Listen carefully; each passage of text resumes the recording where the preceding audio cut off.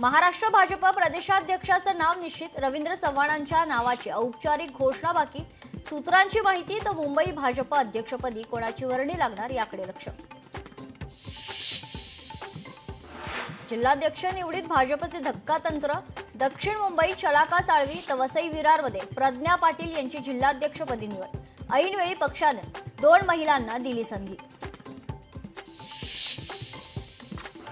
बीडमध्ये जिल्हाध्यक्षपदी शंकर देशमुखांची निवड केल्याने सुरेश धस नाराज। जिल्हाध्यक्ष निवडीबाबत सुरेश धस पक्ष श्रेष्ठींकडे तक्रार करणार। सरकारने धनगर समाजाचा विश्वासघात केला, एसटी आरक्षण जाहीर करा अन्यथा आगामी निवडणुकीत महायुती विरोधात भूमिका घेऊ, लक्ष्मण हाकेंचा इशारा। हिंदी ही आता मुंबईची बोलीभाषा झाली, परिवहन मंत्री प्रताप सरनाईकांचं वादग्रस्त विधान। तर सरनाईकांच्या तोंडी भाजपची भाषा, राऊतांनी डिवचलं बावनकुळेंकडून मात्र सारवासारव करण्याचा प्रयत्न। कृषी खाता म्हणजे ओसाड गावची पाटीलकी, कृषी मंत्री माणिकराव कोकाटेंचं पुन्हा वादग्रस्त विधान।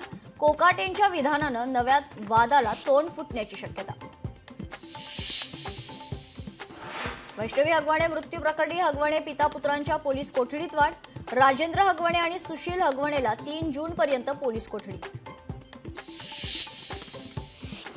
निलेश चव्हाणला 3 दिवसांची पोलीस कोठडी। वैष्णवी हगवणे आत्महत्या प्रकरण, वैष्णवीच्या बाळाची हेळसांड प्रकरणी तपासासाठी पोलिसांची मागणी।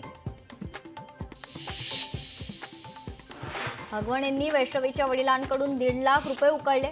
लग्नातील रुखवत शशांकची मामी करेल असं सांगत हगवणेंनी पैसे उकळल्याचा दमानी यांचा दावा। यूपीआय पीएफ एलपीजी सिलेंडरचे नियम उद्यापासून बदलणार। सरकार नवी आवृत्ती ईपीएफओ 3.0 लॉन्च करणार, तर पीएफ क्लेम सोपा होणार।